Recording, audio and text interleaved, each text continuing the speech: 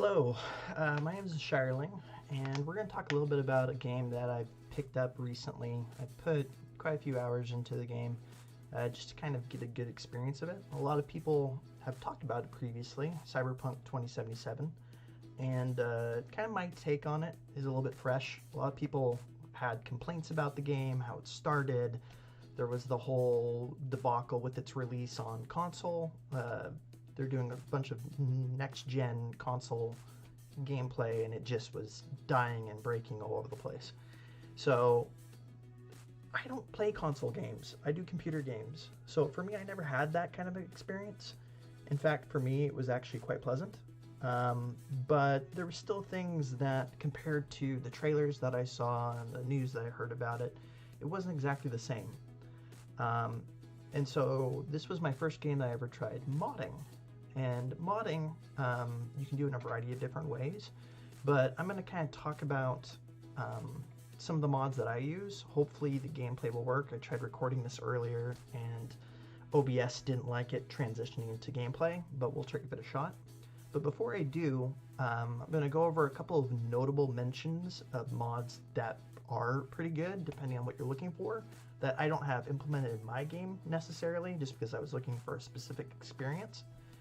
But we're going to show you what those look like, and I'm going to also show you the process of how to add mods to your game, if you're using your computer. Because for me it wasn't, like I said, it was a new experience, I hadn't modded before, so I figured I would show you kind of what it looks like. So, with that being the case, we're going to go ahead and kind of go through this a little bit. The first thing we're going to talk about is this particular program right here. With Nexus Mods, it's an online page that has mods for all different types of games. The only game I've currently been modding is Cyberpunk 27, but they have a little bit of everything. And even on this particular system, they have thousands and thousands of mods that you can do, and hundreds of different games. But again, if we're just looking specifically at Cyberpunk 27, it goes everything from gameplay to different quests to appearance to vehicles to all sorts of fashion things and yada yada yada yada yada. It's all over the place, and it's made the game go from me where it was a B to B plus material to an A plus material game. It's been fantastic. But some of the things that we're going to do is I'm first going to show you a couple of ones that are specific to quality of life. So the first couple of mods will do that. This one is the one that we're actually going to show you how to add mods to your game, and it's called Better Fast Travel Map. In the game, normally when you pull up a fast travel point, you'll have to pick another fast travel point somewhere on the map, but the only other things that will be shown on your map outside of the fast travel points will be quests that you have currently active. It looks like with this image, the author was chasing a cyber psycho attack. So if you show that in comparison to his mod will actually allow you to add filters similar to your regular map screen, where it's not just the fast travel points, but say you want to have the Ripper docks up, or purchasable vehicles, or any of the other gigs or main jobs. It can be pretty much the same map that you use when you hit the M key for your fast travel points, which personally I think would be a lot better. Haven't used it yet, so I'm going to show you exactly what we need to do. So first things first, you're going to want to read through the mod a little bit. That being, you're going to want to see if there's any conflicting things, if there's any specific aspects to installation instructions. If you're having trouble with this mod, you can use the red script version. If I was to pull that up, we'll see if it should have on its files some requirements. Yeah, so you have to have red script, which is a mod, downloaded. I already do, so I could use this version, or I could use the red mod version. Because it's saying you could use either, I'll probably use the red script one, just because if it's having any trouble, I don't want to deal with it. That's one of the reasons why some of the mods I'm going to show here I haven't used, and I'll identify which ones those are. But it doesn't look like he has any bugs. If there were any, he'd have it posted here. Has other things in here as well. So with that being the case, we're going to just go ahead and do the non-red mod version. We'll do the red script. So again, I have to have this already downloaded and in my files. And if I come over here to files to do the download, there's two ways you can do it. You can either use the mod manager download, and what that will do is Nexus Mod uses a program called Vortex. Vortex will then manage your mods. It'll create a folder where it stages the mods, as well as a folder that matches your in-game folder that has your archive. This is your actual game folder. For me, it's on the D file. For you, it might be a different data drive. But in any case, that's normally the process we're going to take. For me, that's how I like to do it. But most of the time in the modding community, most of them don't like using mod managers. They prefer that you do it the old-fashioned way. What does that mean? What that means is you come over here to manual download. I don't have premium, so I'm just going to do the slow download. I'm not going to donate because I'm actually quite poor at the moment, so we're going to ignore that portion. And we're going to go to the show in folder. It's going to show me my download folder. And what I'm going to do is on my desktop, I have another folder specific to this stuff. And this is where I like to save my manual mods that aren't strictly ones that are the going through the mod manager. So with that being the case, this is a zip file.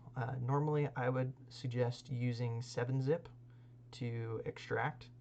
I'm going to just extract this into a folder that's going to be named the same. This is actually everything that's in that particular mod. Now I can get rid of the zip folder because I have the actual folder.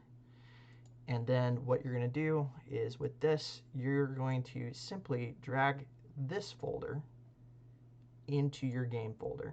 And since there's already an R6 folder, it's going to go ahead and drop the appropriate files into its appropriate spots. So just to show you what that looks like, again, we go back up to that root. We go back up to this root. And we will go ahead and drag it over. So we're going to copy it in. And as we saw in the scripts folder, we now have our better fast travel maps. So that mod, pretty easy, already loaded, already done. And again, that worked because I already had the previous file that they asked me to have already downloaded. This script file is going to help run that particular set of code. So again, that's how you do that. And the reason why I want this one is because travel map is kind of screwy. You kind of have to flip back and forth between the map and the other one to select where you want to go. So this kind of frees that up a bit. Another, again, quality of life one would be scrapping your items to obtain crafting recipes. If you are doing a crafting type build using the tech skill tree line, this makes your life a heck of a lot easier. I kind of feel like the concept is a little bit like cheating. So I'm personally not doing it, but basically you scrap it, and now you can craft whatever it was.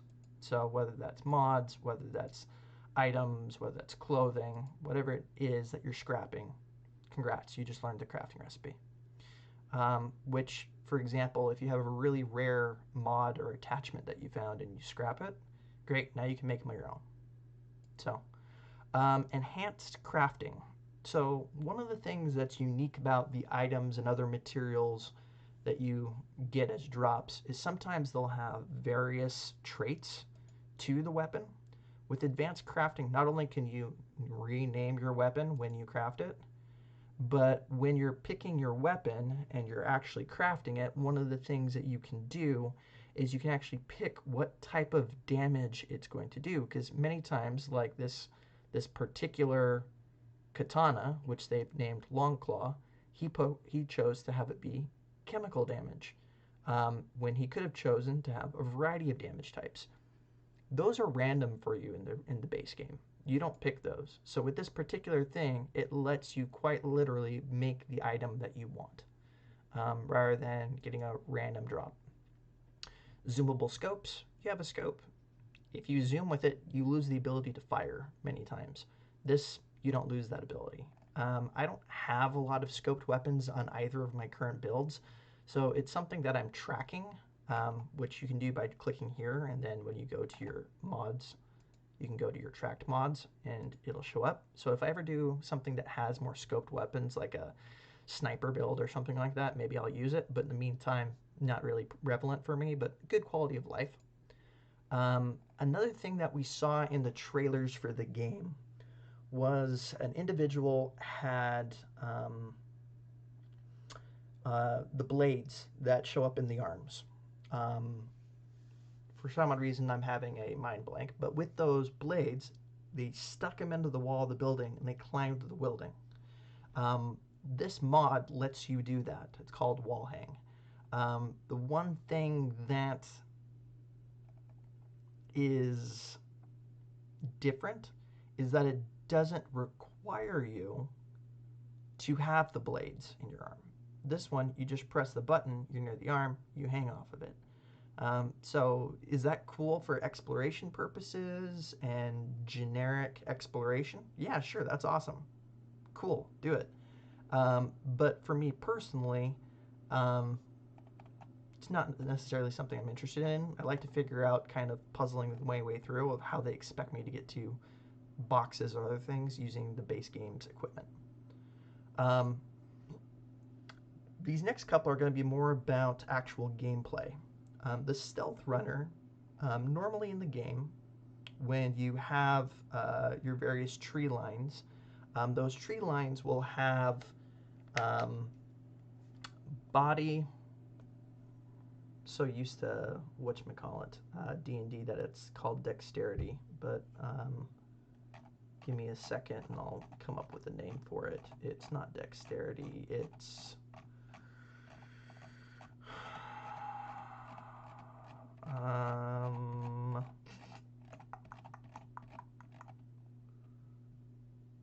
it's not dexterity. It's body, reflex, and tech are the top ones. And then the bottom two, at the very bottom, are both intel and cool. Those are your 5 attributes that you can put points into.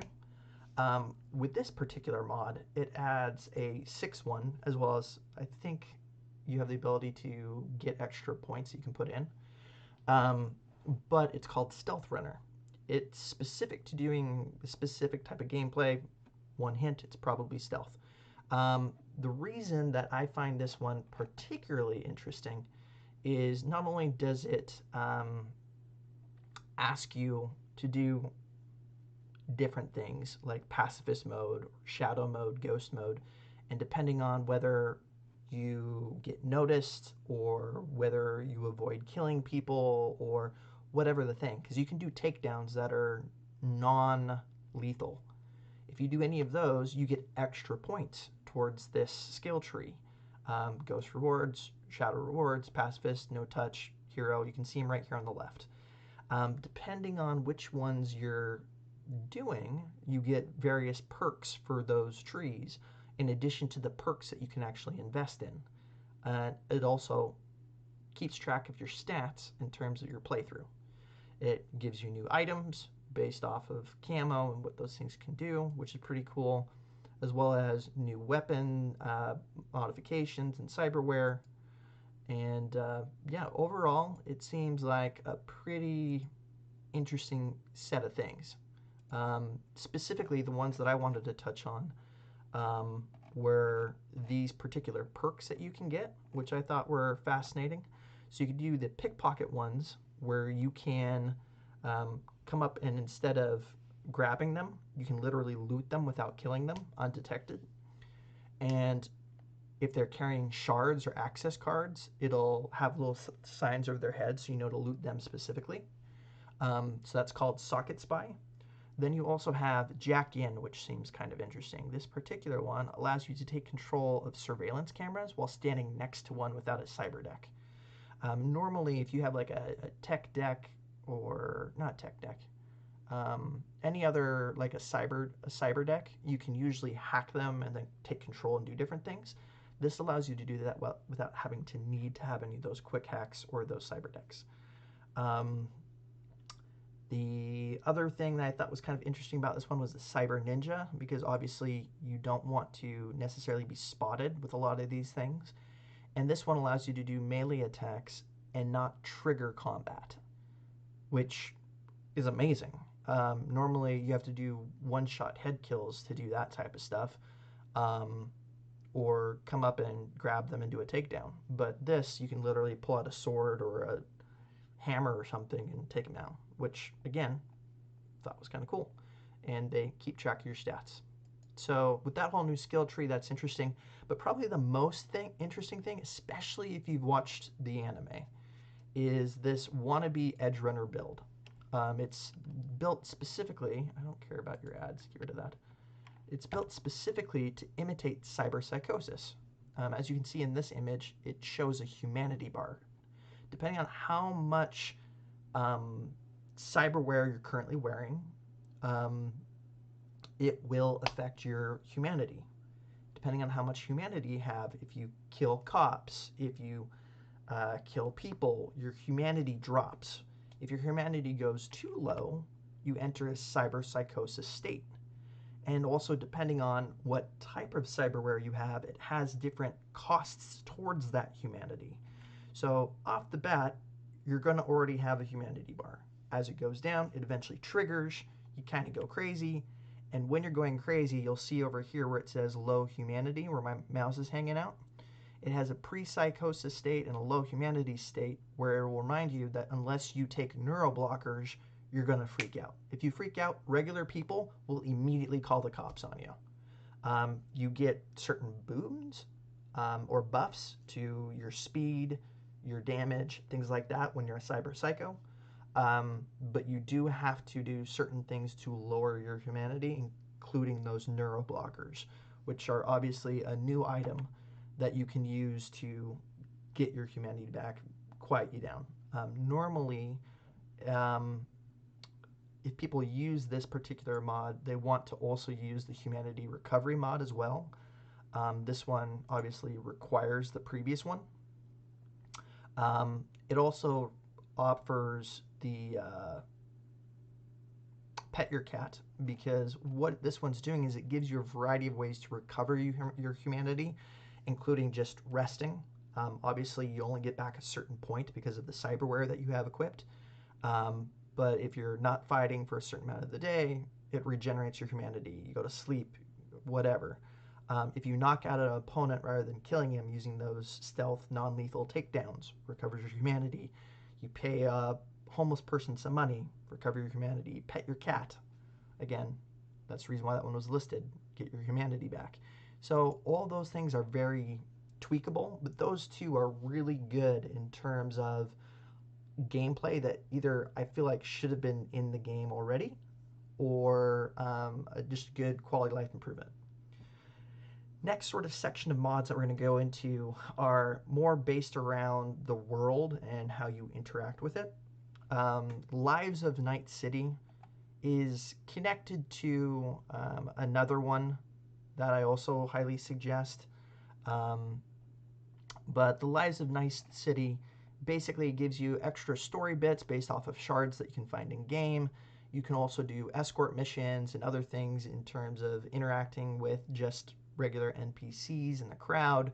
You can do taxi missions if you want. So it just makes you more of a regular person in the game. But if you wanted to do something a little bit more intense, there's lots of gangs that you run into in the game. And you can actually join a gang. When you join a gang, you will have new faction aspects to them. You'll get certain fixers and other events where you can fight other gangs. If you're in one gang, say the Maelstroms, you might run into Scavs or Valentinos or something like that, and they'll immediately trigger combat with you. It's just a different way where normally when you go throughout, you'll see these little gang wars pop up every once in a while. Now you're a part of them because you're invested in the group that you've joined.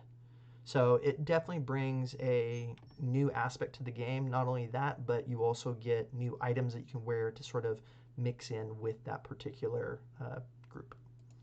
So this next one, I had Night City interactions active for a while and I was tracking it. But one of the things that happens is every once in a while mods will need to be updated. I showed you how to load mods. If you ever see ones in Vortex, Vortex doesn't track which ones need to be updated. So instead, when you log in to Nexus Mod, if you go to tracking, it'll mark which ones have an update. With those particular ones, normally you'll need to go in and reload them and all that kind of jazz. Well, this one had an update and it was starting to crash my game. So I had to go in and do a couple fixes, report to the author that was a bug, that type of thing. So be helpful to the community if you're using it. Don't just be like, oh, that's crap, uninstall. Figure out how to help them fix it. But in any case, the point behind Night City interactions is it does a couple of different things. One of the things that it'll do is that you can actually go ahead and after interacting with certain NPCs or romance characters, you can then turn back and meet them at various diners for a drink. Or there'll be, this person's actually showing off a modded skin to mimic Lucy from the anime, and they're showing off different interactable benches and areas around in the world that they made interactable based off of the anime to sort of give you that experience of being in that particular part of the world. So it's interesting. If you like the anime, you can live it out a little bit more. If you like the romance stuff, then go and have a drink with whichever person you've met. It just gives a little bit more life to the city as a whole. So pretty interesting. Next thing I hear a lot about, scaling. When you get to the end game, you're a god. You're super, super strong.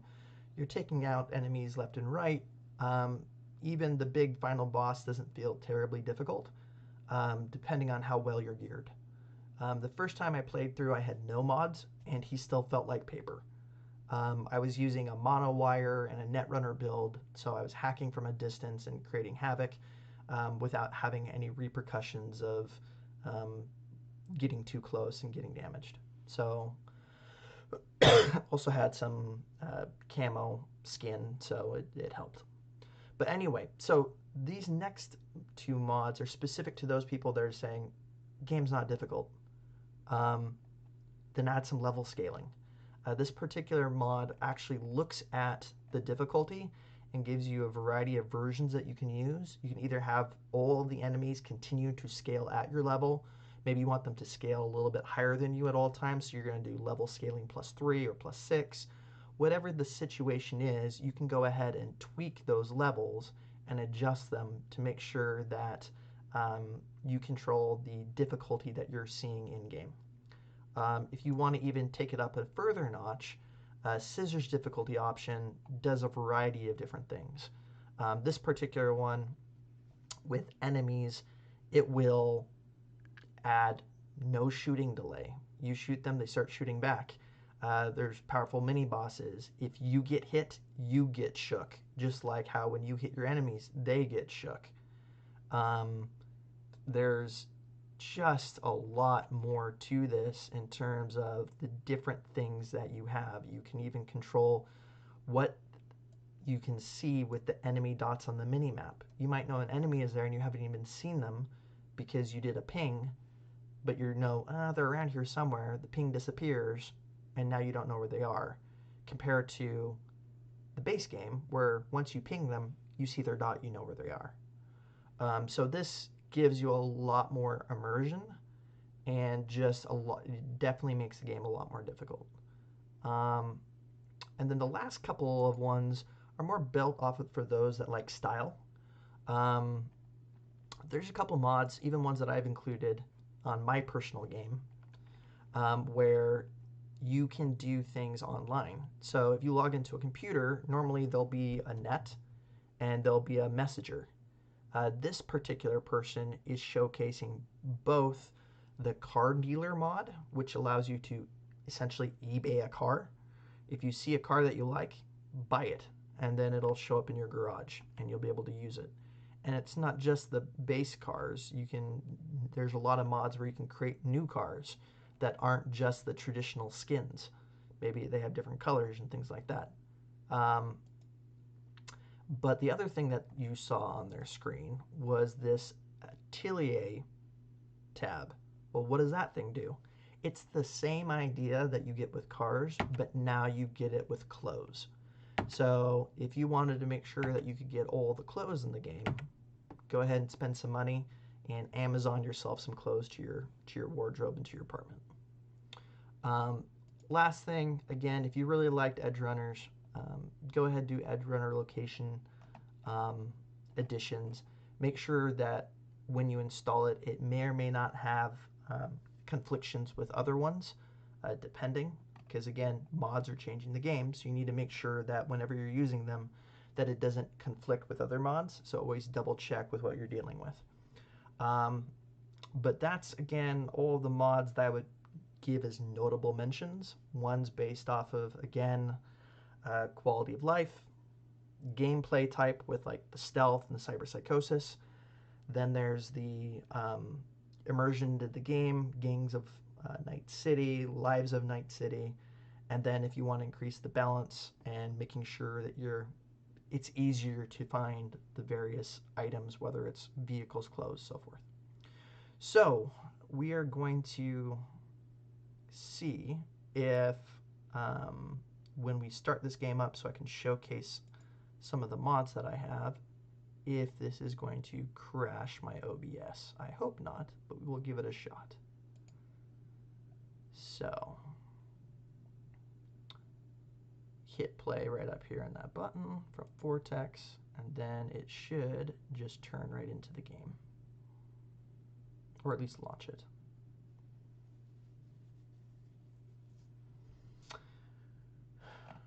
Boom, boom, boom. Come on, you potato. Launch the game. There you go.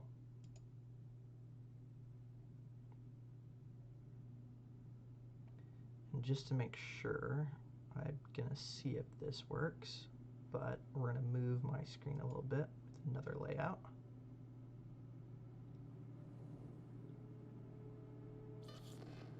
So far, so good. Let me double check and make sure that it's grabbing the game. Okay, there it goes. Cool. Hopefully this doesn't die at all. I'm going to kind of show off some of the mods that I currently use in-game.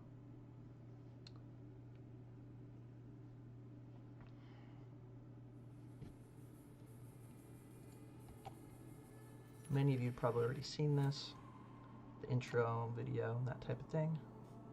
So normally you would just hit continue and away you go, but one of the mods that I have loaded in my game adds some filters down here on the bottom. What this one is called, it's called Filter Saves by Lifepath and Type. So what this will do is, instead of doing show all, I'm going to have just my Corpo character. And now I haven't done a nomad, so I have no nomad saves. And this right here was my street kid, which was my original character, my Netrunner with a mono wire. But we're going to go ahead and we're going to pull up this particular one, which is my handgun and crafting. It's kind of an interesting build. I'll kind of show you a couple of reasons why mods help with this particular build. But the next thing we're going to show off here real quick is we're going to pull up the map as soon as this loads. I'm going to show you a few adjustments to the map that will show up based off of some of the mods I have loaded.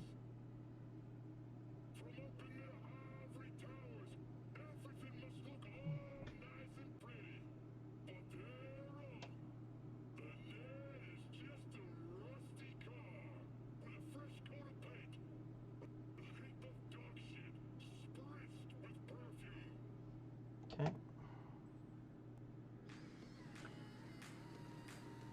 Come on, game. There you go.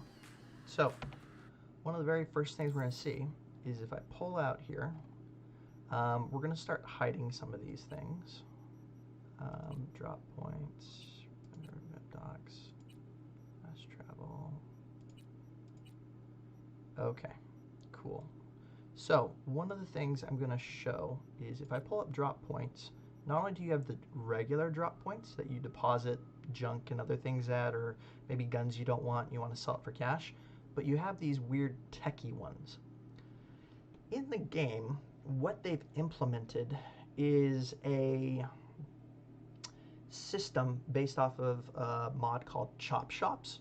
What you'll do is you'll go to specific locations like that one. There's another one down here and one out in the Badlands. I don't think there's any super far. Oh, there is one all the way at the bottom.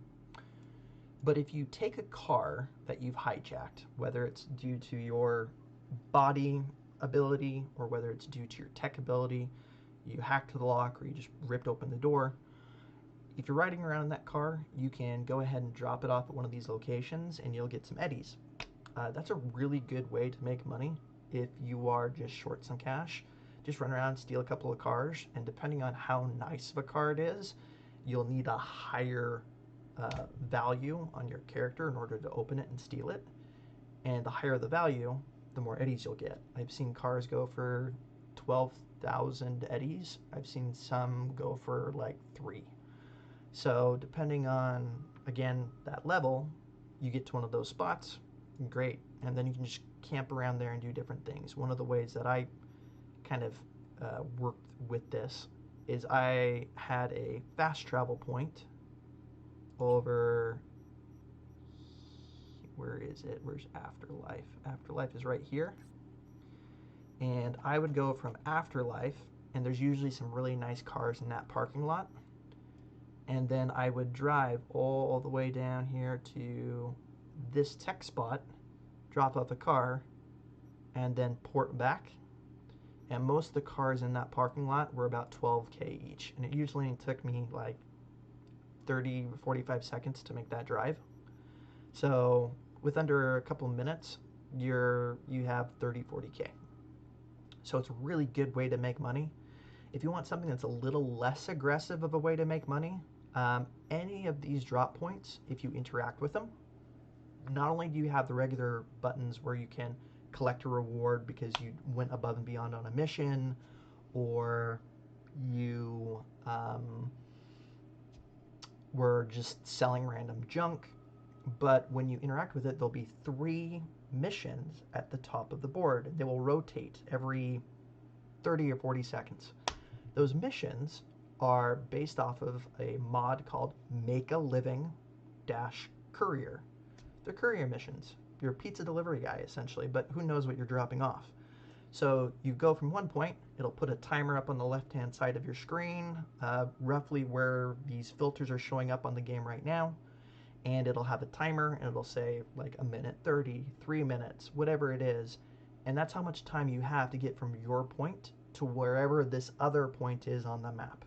And it'll give you a waypoint. You'll pop in the map, hop back out, and it'll show up as a marker on your mini map of where you need to go to drop it off.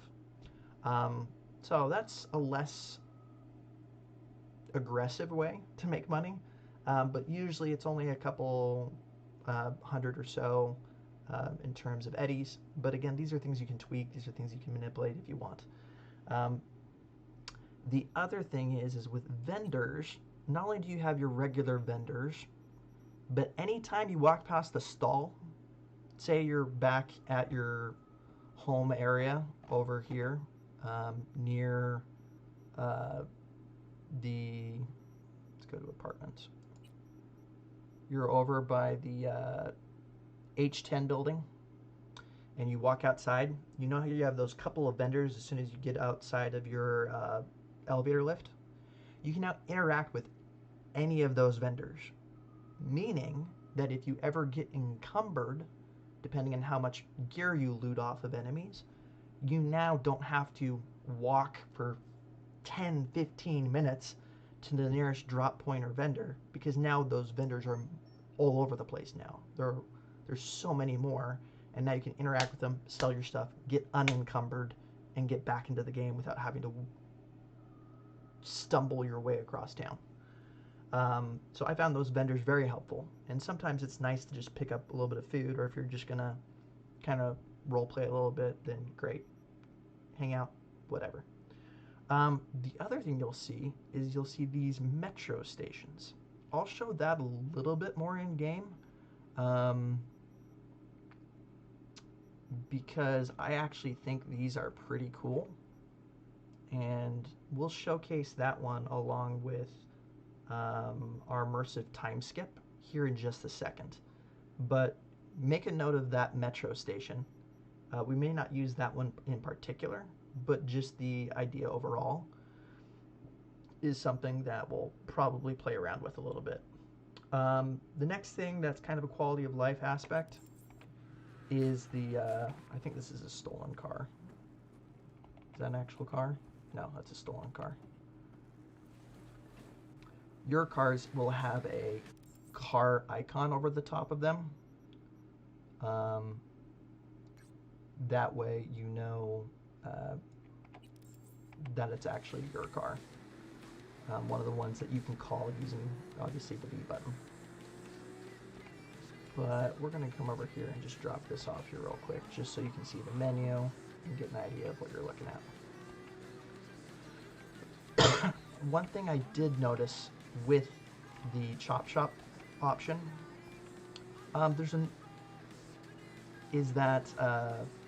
there's a certain mission down in I think it's like Rancho Coronado, where you have to steal a car. That mission actually happens at one of these chop shops. So since that's the case, you kind of have to be, I went the wrong way. You kind of have to be kind of careful how you use the chop shops, because if you're just mashing buttons really quickly, you might sell your car by mistake. And you really don't want to do that, because you just barely recovered the car. In fact, I think it is this location. Yeah, it is that location. I keep missing it. I need to get off here. Oh, I got a text from Carol. One of the other mods I have is Phone Messages Overhaul. That one will give you a lot more interactions with a lot more NPCs, whether it's the romance options or others. But see, I just drove into this lot, and now I can sell this really crappy car for 2,600 eddies. And if I do, I have to hit the button, and then I have to survive getting out. So I'm going to do that, and I'm going to go invisible, because I don't want to get shot. And we're going to run away. But yeah, so I just made some money. So yeah, that particular shop can get kind of sketchy. I've gotten murdered at that one before. The other one down in the south, like I said, is a little bit easier to manage. But with the Phone Messages Overhaul, you'll get texts from Cassidy, you'll get texts from lots of different people, more than just the regulars. So in this particular one, this run, I'm romancing Pan Am. And so they've gotten to a point where they're asking about figuring out what type of gift I should get Pan Am. The previous one, this is Carol, and she's basically saying, what's going on? Mitch just told me that you're getting gift ideas for Pan Am. You should be ashamed because of the one that I suggested. And I suggested I was going to get her some clothes. And they were like, what's your problem, dude? Don't you know your girlfriend? And so they kind of rip into me a little bit. And then, so it just gives you a lot more with the phone messages overhaul of immersion into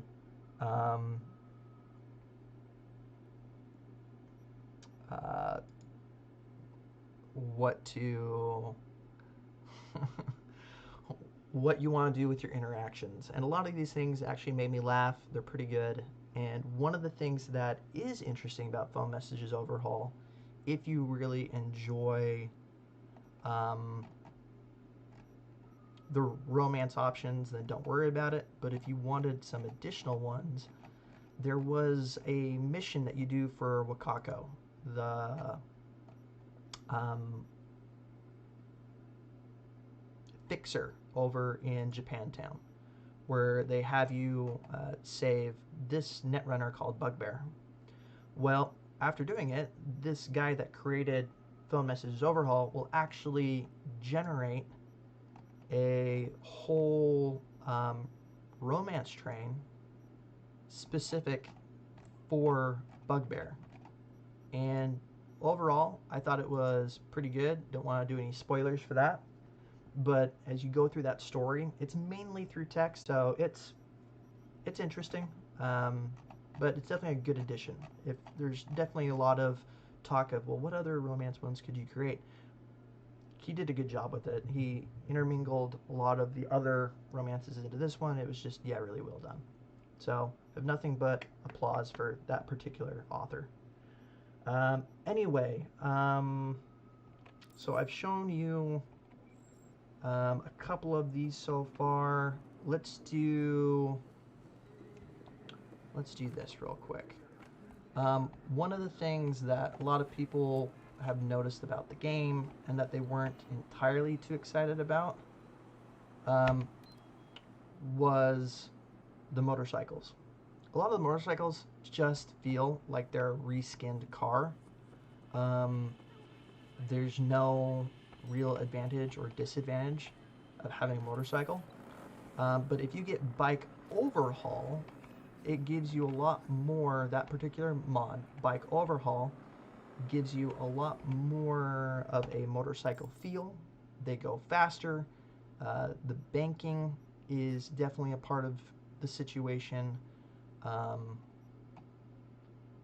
It's just a lot stronger of a system.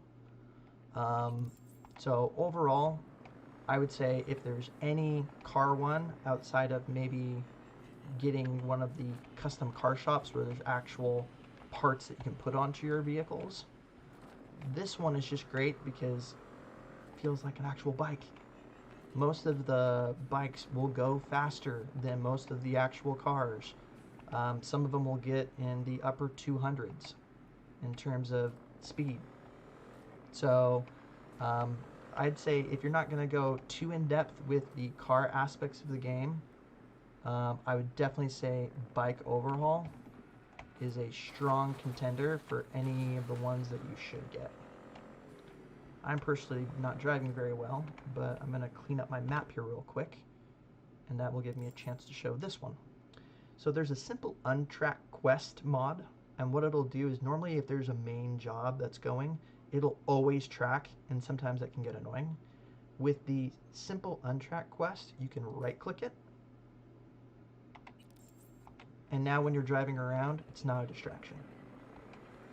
Which is, I don't know why that's not part of the base game. It should be. It's not for whatever reason. But it is what it is.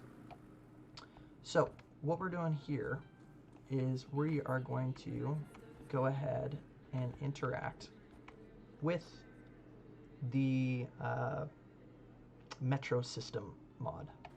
So normally you come up to this and it would just be a fast travel station. You click there, up comes your fast travel map, and you pick where you want to go.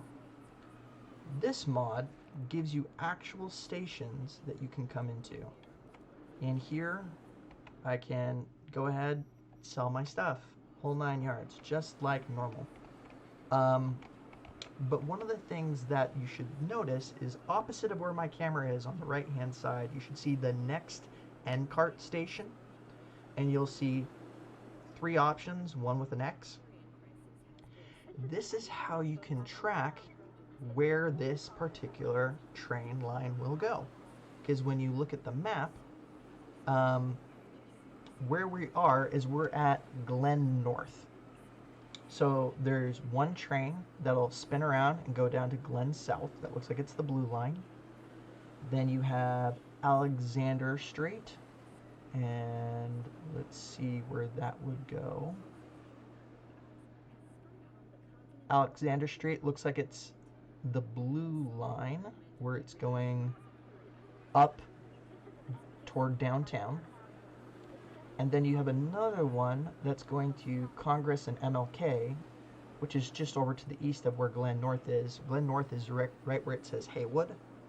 So if we're going east to Congress and MLK, it looks like this one is the one that's going on the either the pink, yeah, probably the pink line.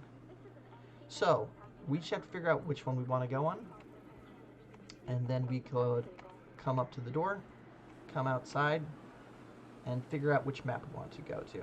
I'm fine going to Congress MLK, so I'm going to go ahead and enter the train. When you do that, you can pull up the radio and pick what type of songs you want to listen to.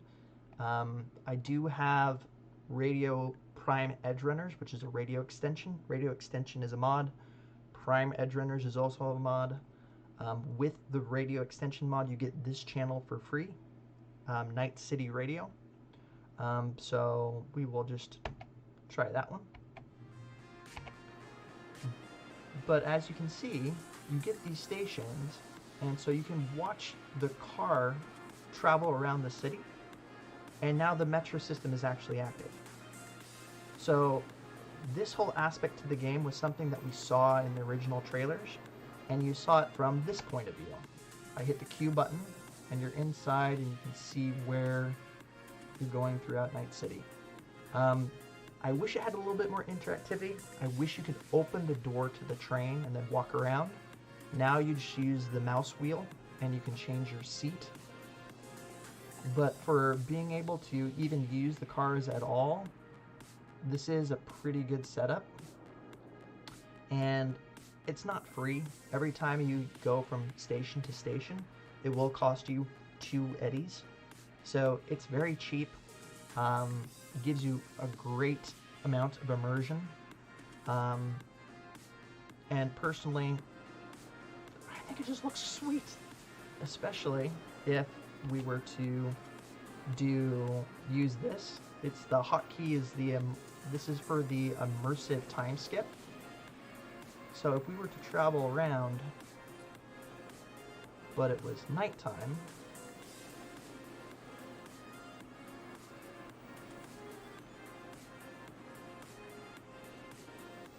Immersive Timeskip lets you actually see the world change around you, rather than just having it go dark. And so with this one, that lets me run into the actual center of the city, and now I can watch the city move around me at night on the train. And you can also, one of the things that you can do is, as you're doing mods, you get different mod settings and mod menus when you hit your escape button. So with the Metro, I can actually change how long they're going to be in the station. I can change the color of it, but then I need to go in and actually tweak the color. You have to go into the actual mod folder and figure out which one you want active. Tweak how much money it is per station, station hold multiplier, the whole 9 yards. So all of this stuff is changeable, and it kind of hints at some of these other things, which I'll get into these 2 mods in a little bit. We already talked about this one, the Courier. You can have it where it gives you XP rewards. Take that off if you don't want to. So there's just a lot of interesting things that you can do directly from here. We'll also get into drones here in a minute. I think that was mods, so let's go to mod settings. Oh, This has its own menu, but I'll explain what that is in a minute. So we're going to go one more station, then we'll hop out, and I will show you some of the things you can do with various mods over at a Ripper dock. Because I'm hoping that I picked the right train, and that we will end up closer toward Vic. There's also mods, I haven't done it yet just because I don't have the right controller. If I had a more adept thing besides just a keyboard and a mouse, I probably would have also put on the flying car mod. It allows you to quite literally, as you're driving around, have your wheels turn in, and then they're boosters, and then you can fly up and land on helipads and all sorts of stuff. You can take off from the middle of the road. You can turn it back into a car and drop down out of the sky. Whole number of different things. So that one is also very, very cool. But I did 3 stations times 2, 6 eddies, not bad. So that's a couple of different things. Let's figure out where we are on the map. I know we're on Elson Street, but let's see where Vic is. Ripper Dock. We'll go over there. And we'll take your car. I like your car. See you guys.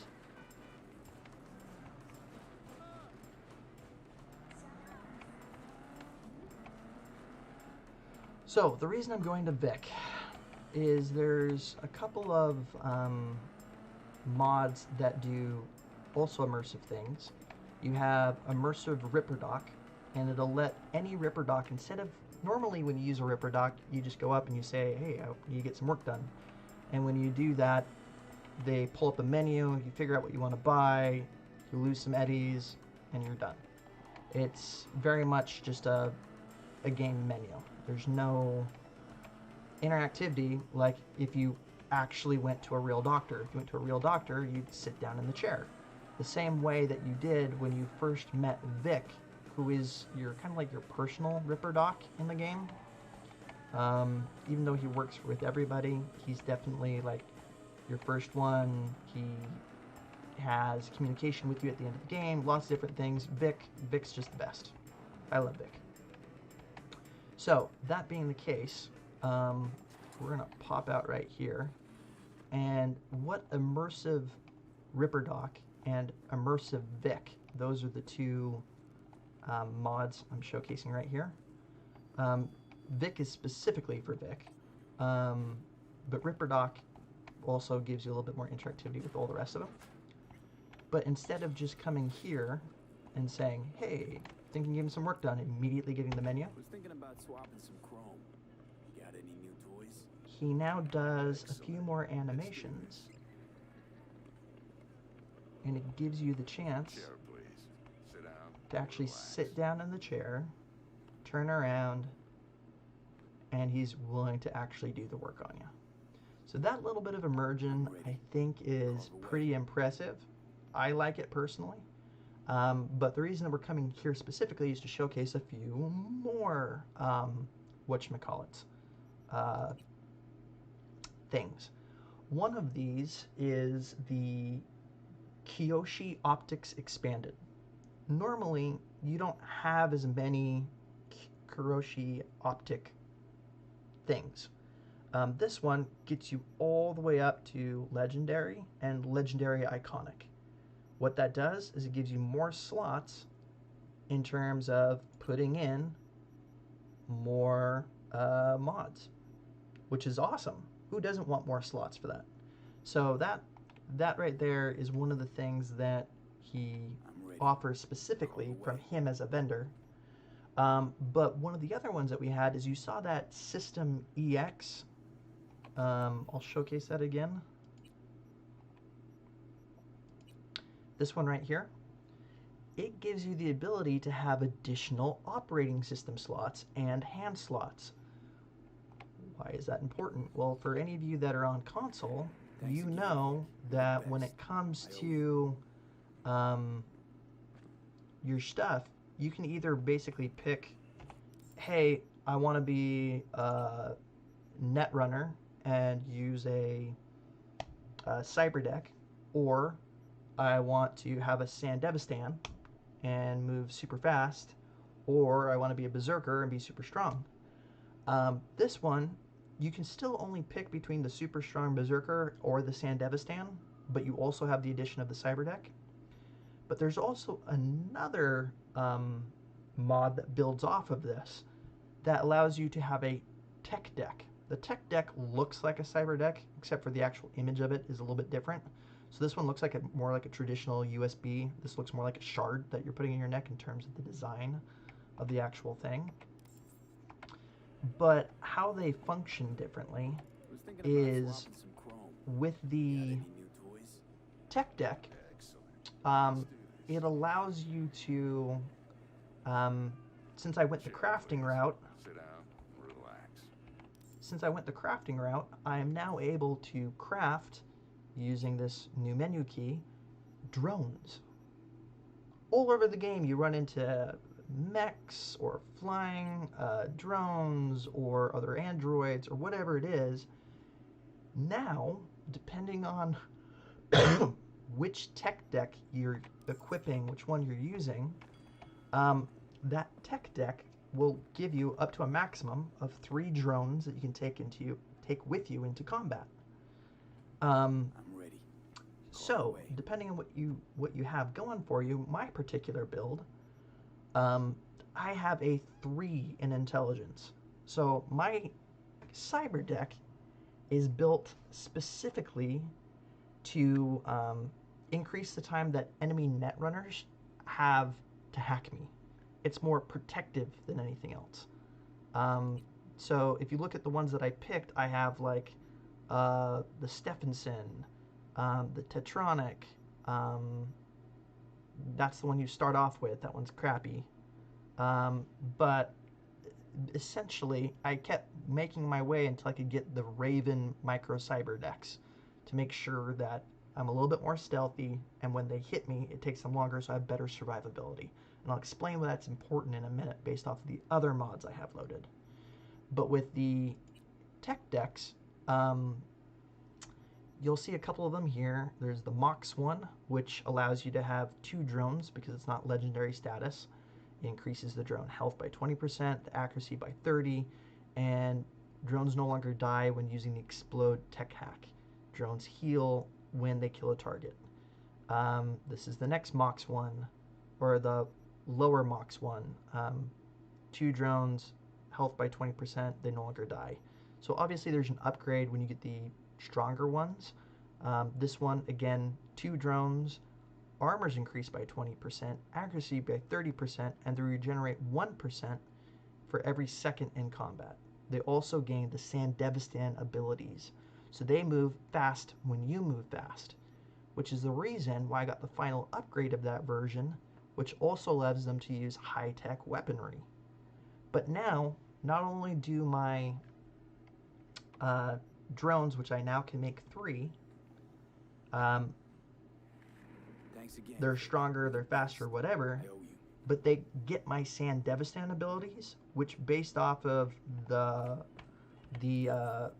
mods that I have in my cyberware, normally, I believe it's like 15 seconds is the cooldown for the Keon Sandevistan for MK4, but because I have 3 of these legendary Sandevistan heatsinks, that drops that down to 3 seconds. And because I have some perks, it also drops it by another 10%. I think it's one of the other mods I have. I can't remember which one it is. Oh, right here. The Bioconductor. It reduces all cyberware cooldowns by 10%. So really that's like 2-second cooldown. But that also means my drones get it as well. And with my drones, you have 3 slots here with the tech deck. The first one can only take rare mods, and they all have this funky design. So the three you can pick from are increased drone damage by 10%, increase the explosion damage by 50%, which kills your drone. It's kind of like a quick hack that you apply to your ally. And then you unlock the optic shock tech hack, and it also makes them perfectly accurate. I picked the damage combined with the base ability of the Sand Devastan ability, combined with the optical camo as a tech hack that I can use on my drones, and it regenerates 2% of their health per second. But now when I apply it, it applies to all drones. So not only are they Sand Devastan enabled, but they're invisible and they're healing. The other ways that you can do it is with these epic ones. Those ones could be either repairing drones takes 50% less time, or they unlock the Krenzikov tech hack and all androids can use the Krenzikov abilities. Or with the legendary ones, you have unlocks emergency weapon systems. Overload causes them to randomly emit explosions and apply shock, burn, or poison on hit. Or the overcharge speeds drones up 100%. So for me, I thought this particular combo was strongest, especially since I was running a Sand Devastan myself. But the reason this is so cool is because the System EX gives you the ability to use these. So if you're doing drone companions, you're going to want to get System EX. And with that, you can also up it, so not only do you have the Smart Link, but you can also have the ballistics as well. Which I need to replace this if I'm still here. Was thinking about swapping some chrome. I just recently did the mission chipping in, Let's do this. so I got a tattoo. So now I need Chair, to please. switch Sit down. that out Relax. to the ballistics one again. But so that went over kind of immersive rippers, System EX, the Kiroshi optics expanded, the drone companions,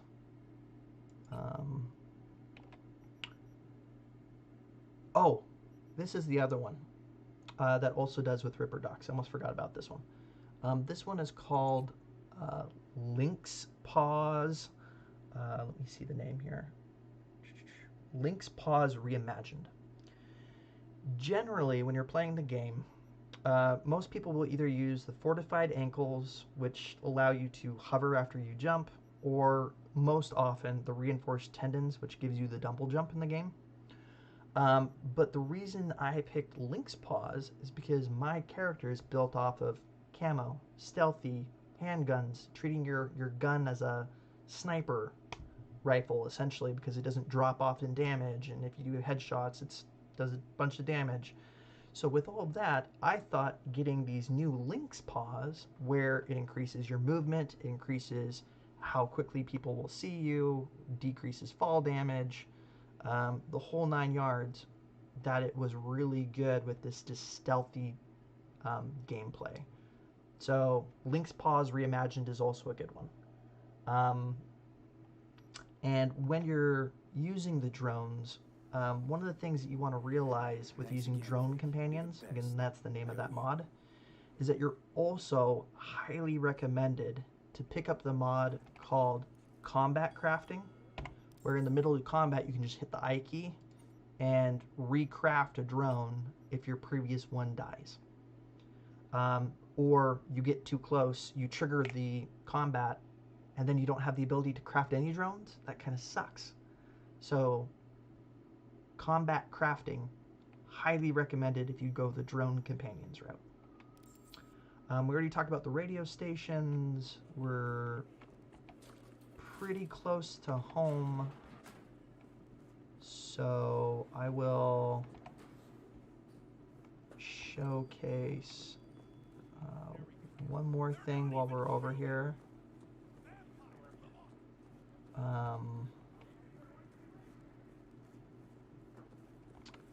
What we're going to showcase is something called, let's just go into our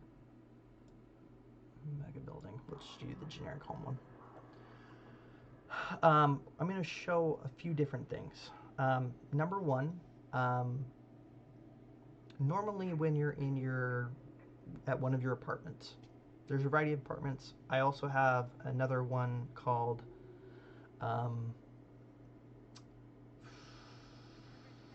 what is it called? V's Edgerunner mansion.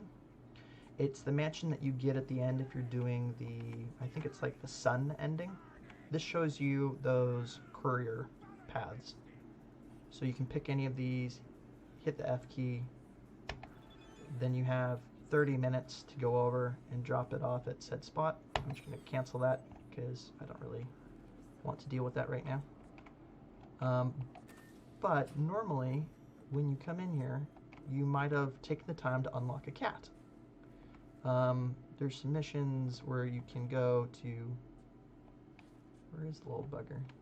See?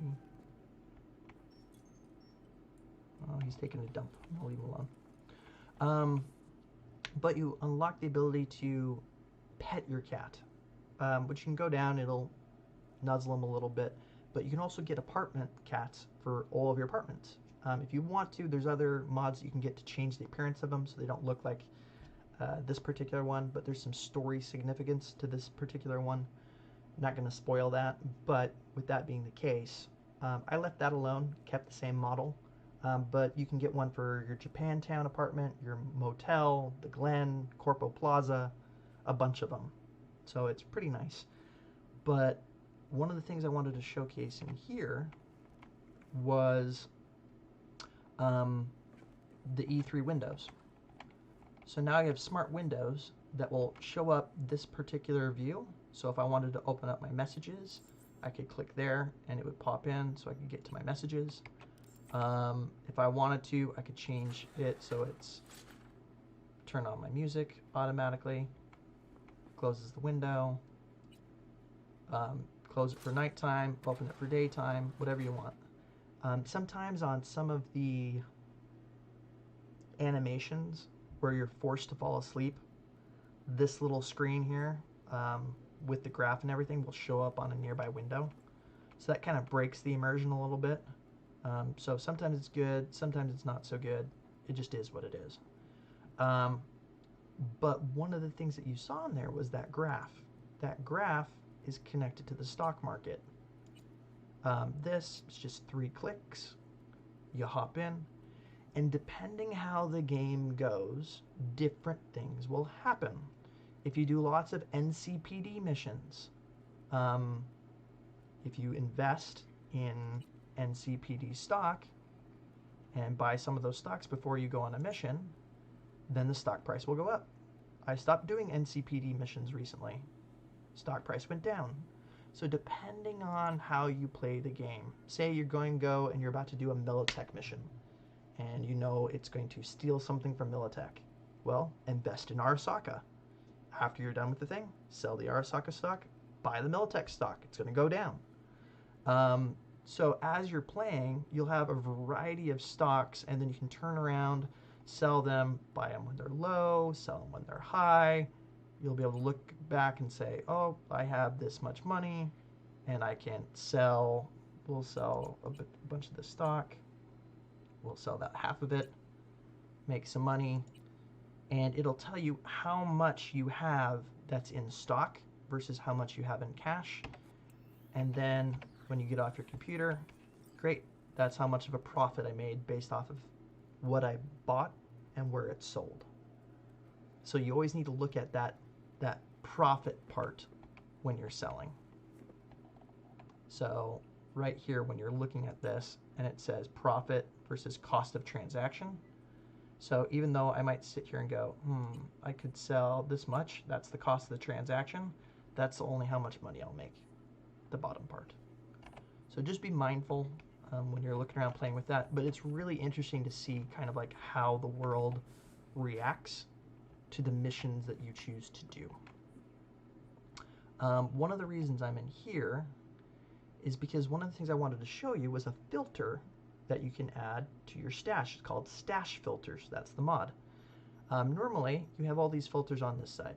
Say I wanted to go ahead and deposit some weapons. Right now, the only weapons I'm using generally are the katanas based off of my build. Need to buff this guy up a little bit more. And with the guns, really the only ones I care about are my handguns. Those are the ones that I've crafted up, as well as added mods to. So with all the other guns that I pick up, normally I just drop them in here. But the nice thing on this side is instead of having to sort through every single thing to find what you're looking for, you now have the ability to go, I just want to look at the clothes, I just want to look at my melee weapons, I just want to look at my guns. I can't tell you how nice that is. That is absolutely amazing. So as a extra filter, that is fantastic. Let's see, what other things was I going to showcase? I'll do another video where I kind of show off the drone combat. I could do one of those here since it looks like the thing's running fairly well. We already did the radio extensions, we already did the stock market, we talked about the phone message overhauls, which are pretty cool. Next thing we're going to talk about is, we already did the immersive timeskip. I'm going to show you something else that you can get called Kiroshi Opticals Crowd Scanner. So what this does is normally when you scan an enemy, it's going to tell you, oh, that's a beat cop, what they're weak to, what their abilities are, yada yada yada. It's just a general patrol officer, no big deal. Well, now if you scan somebody else, not only do you get typically their name, what they do, but you get all this background information. It gives them a story. Monica lived in a nomad pack, moved from city to city. Mother, they don't know. And after tinkering with cars and hacked into a small Corpo database, she eventually started working as a delivery driver for vending machines, a relic expirant, and bought a firearm. So now you actually get sort of backgrounds on these random people. And even if you're running around in missions, you'll also get a little bit more background on various NPCs. So how does that work in terms of that crowd scanner with enemies? Well, I've kind of boosted the enemies a little bit. How did I do that? Well, number one, this is showcasing the mod that we just recently downloaded. I am currently at a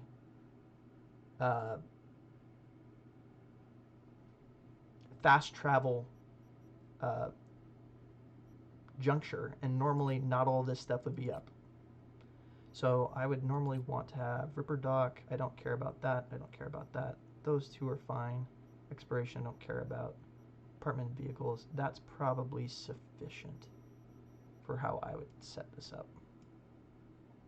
I don't really need drop points. Yeah, that's good. So I'm going to go down here into Santo Domingo. Let's go to the El Coyote Kojo. So this is a bar that you'll have a few interactions with toward the beginning of the game, depending on which life path you pick. But the reason I'm going down here is because I know there's typically a few gang members around there, and I'm going to show you a little bit more about life path bonuses and Gang-Corp traits. That mod, life path bonuses and Gang-Corp traits, will do something where if there's any enemies out and about,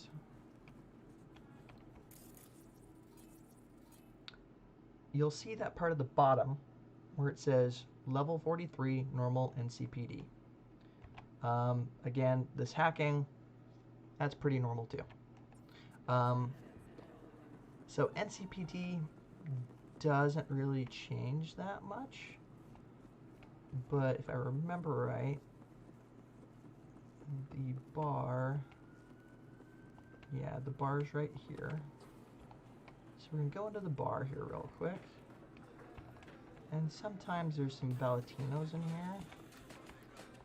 If there's not, we'll go out the back.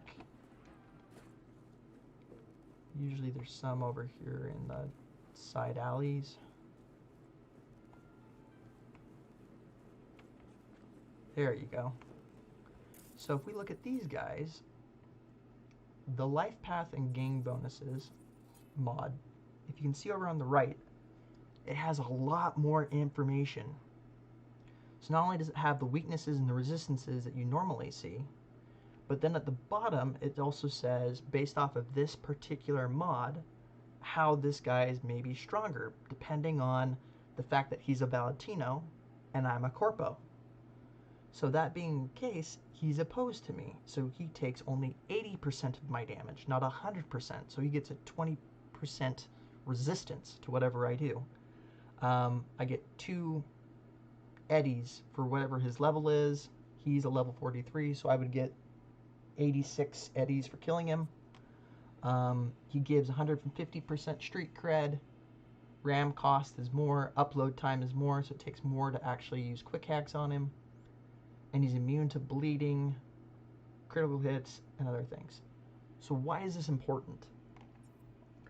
With this new upgrade for life paths and gang stuff, you can't always go in with your stuff equipped the same way every time. Depending on what you're facing, especially at lower levels, you might need to have a different kit. Not every combat is the same. You don't just always run in there with your mono wire or your arm blades. Sometimes you might need to go in there with something that's electrical because there's robots. Sometimes you need to go in there with something that doesn't do bleeding because your bleeding build with your throwing knives doesn't work as well because this guy's immune to bleeding. If you're going up against voodoo boys, your quick hacking sucks. It's like every single one of them's a Netrunner. So your quick hacking abilities are absolute trash down in Pacifica. So this makes all of the enemies more noticeable to figure out what they actually do. So I like this one. It increased the difficulty a little bit. But honestly, I think it's a great increase to gameplay. And then what I'm going to show you here real quick, let's see if there's an enemy that's kind of off on their lonesome. I just want a single dude. I could do a full fight, but I'm worried that my game's going to crash.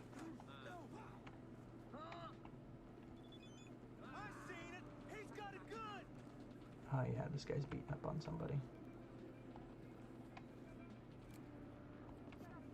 So this guy's silenced pistol. So we're gonna just headshot them for 7,500.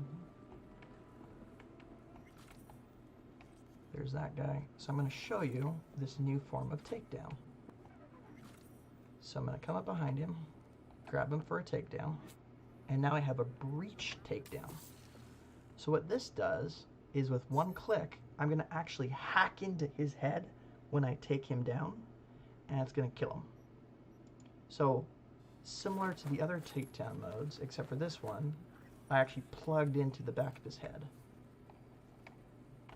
So very different, but at the same point in time, very cool. But now I'm just going to use my sand data stand and just go crazy.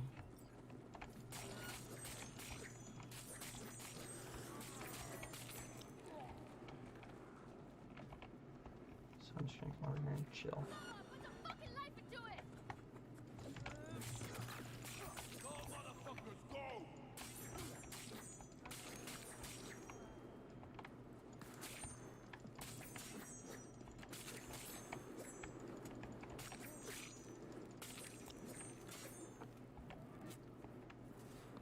Okay, so that got me out of there, which is good.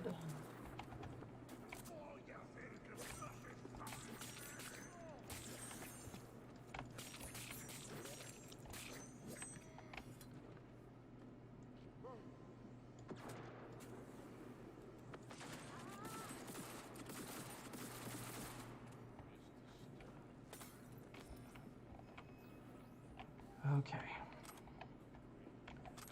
So, that got me through a bunch of that. We are just going to come over here and just shoot you in the head a couple times. Same thing with you. And just clean up this area.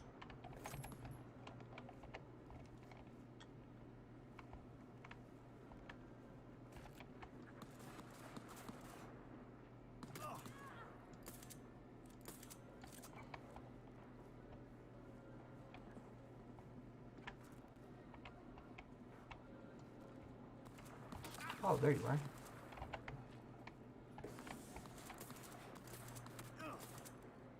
Like I said, I'm not the best gamer.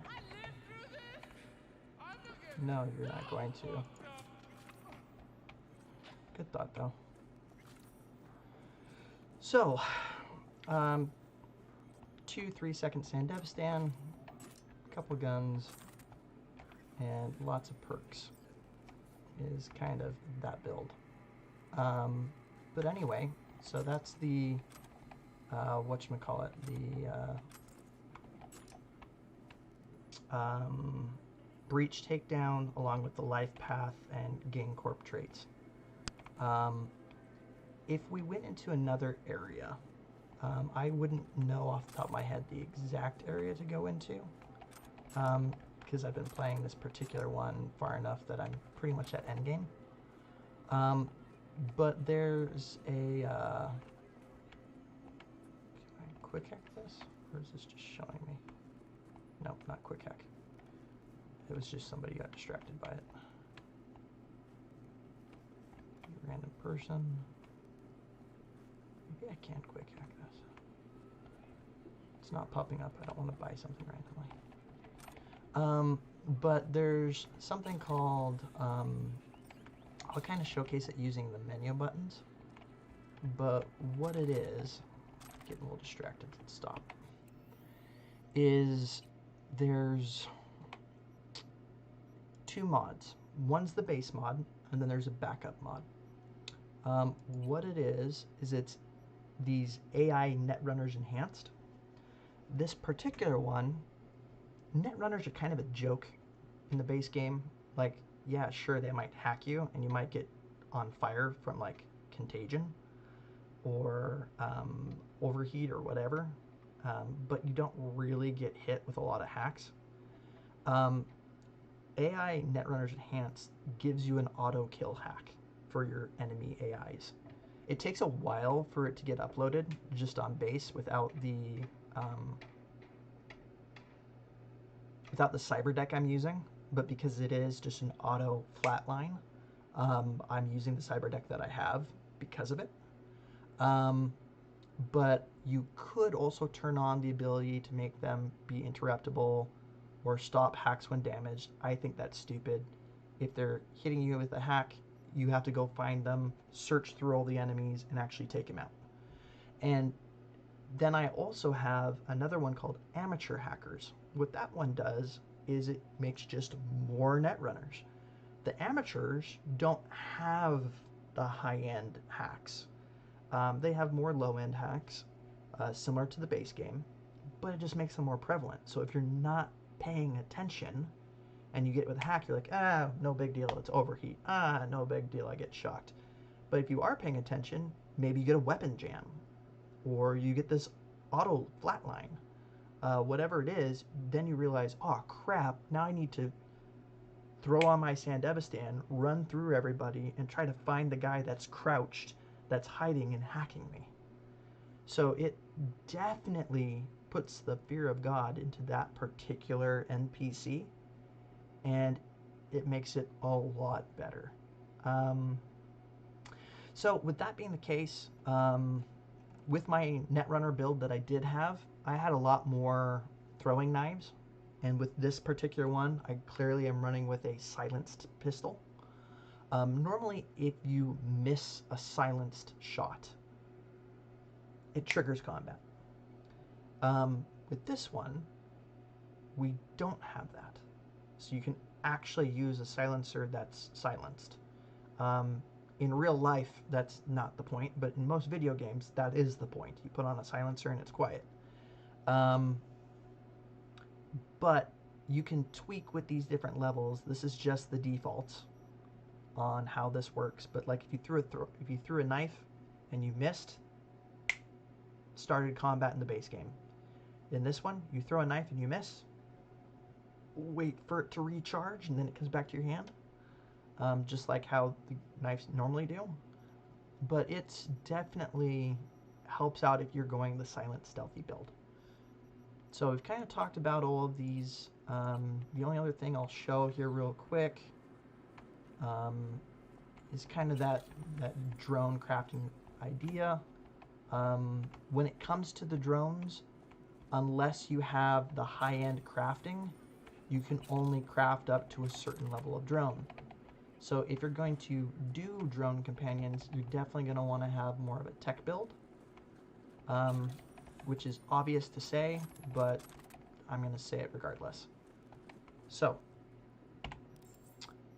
you'd be in game, you come over here, you come to crafting, you now have something called drone modules. These drop whenever you fight regular robots. You'll get them. You'll also notice that I have quite a few components. This is using, just because on this build I'm not as worried about it, but this is using this particular setup called Cyber Engine Tweaks. Cyber Engine Tweaks is generally needed on most mods if you're doing a modded game, but you can put in here, say for example, I don't like to use it this way, but say I didn't want to be digging around in game looking for a maybe I was short on cash. That's probably the easiest one to do. Items dot money slash 5,000. Just gave myself 5,000 eddies. Same thing could be true for weapons. Maybe I played the wrong beginning of the game wrong, and because of who I let live and who I didn't let live, I couldn't get a specific iconic weapon. Since I'm focusing on pistols, I really want Boom Boom from Dum Dum. I'm getting close to the part where I'll see if I actually played that correctly, because I let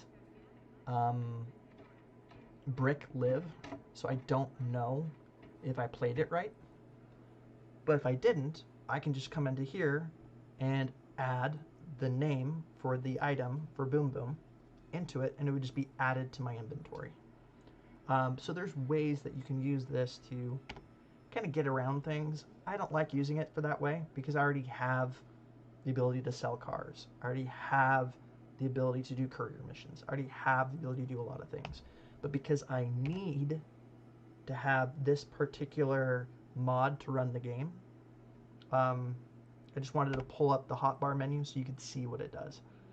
But yeah, so that's basically just modded gameplay of the different mods that I have running on my game.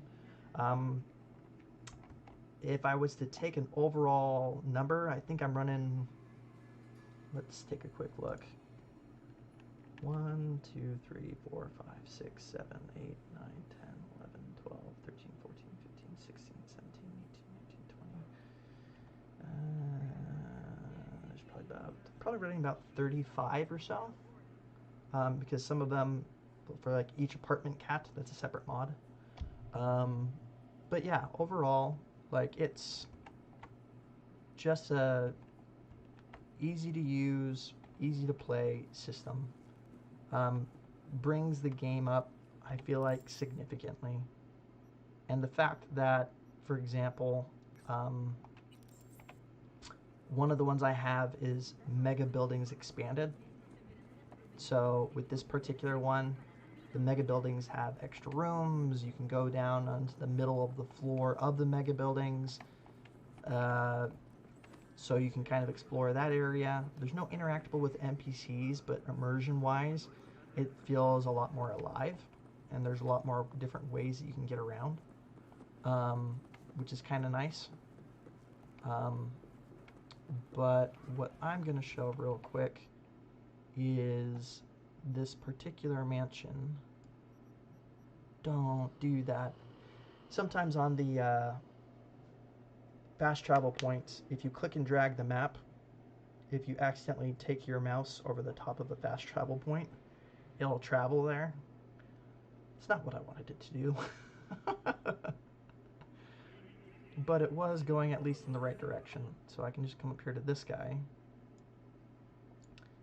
And I want to go to that apartment. So we will go to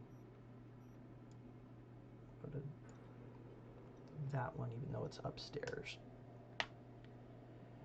But I'm going to showcase for the very last part of this drawn out mod preview video B's Edgerunner mansion.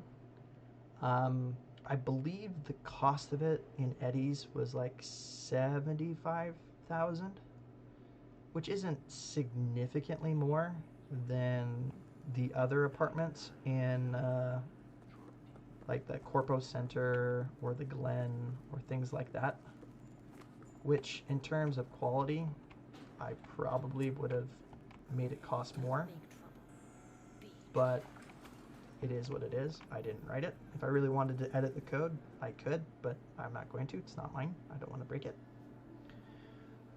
But while this is traveling down, let me just right click it. There we go. And then I can kind of showcase this apartment. And it's nice to have this apartment because when you get it in the end game, it's literally there for cutscenes. And then once the cutscenes are over, you're off to go do a mission. So you don't even really get to use it. So as anything, it's good for a nice view and to kind of showcase how well you've done as a merc, but you don't get to use it as a merc, which I always thought was super odd.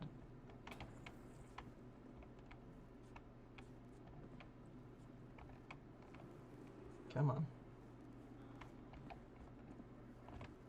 think this is the right spot.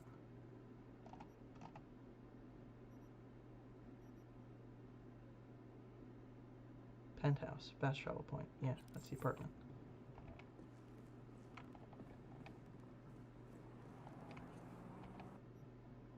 In case that just didn't load right, we're going to go to another nearby one and run back over and figure out what the heck's happening.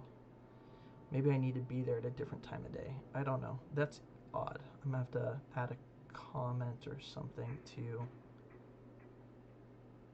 that particular mod. But we shall see. Let's grab that again. Penthouse. I don't want to go fast travel. Just want to walk over there. It's only 100 feet, so it's not far.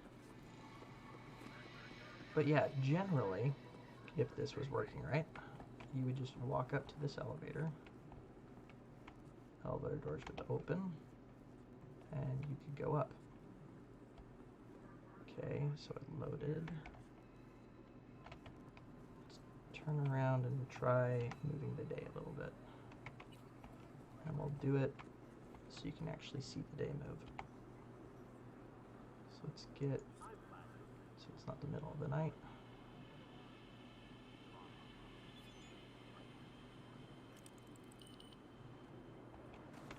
Okay, let's see if this is going to interact again.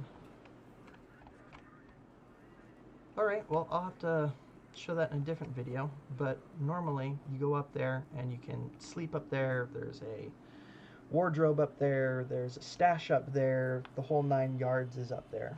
So you have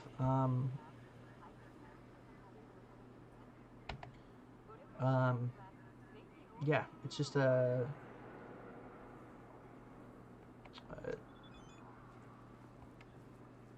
just works better. I don't know why it's not working. It's kind of annoying.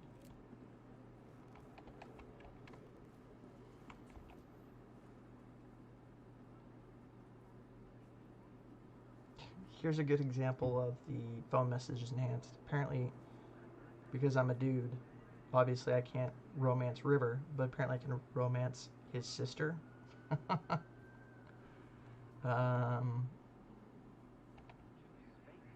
Cool. All through text.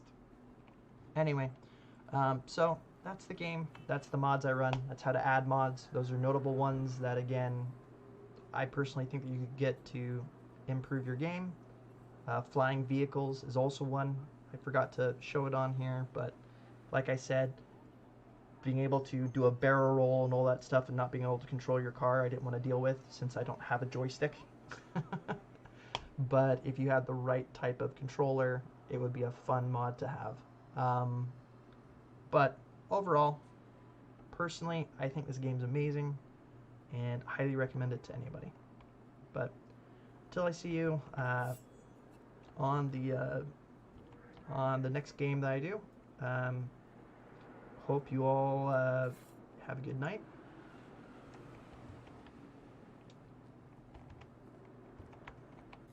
And with that being the case, if you have any questions, please feel free to leave them in the comments. And yeah, next video I'll probably do is probably just going to be a gameplay video that I'm going to record showing no mods versus mods, and there'll be a little bit more of the drone companion combat footage in there. But until then, have a good one.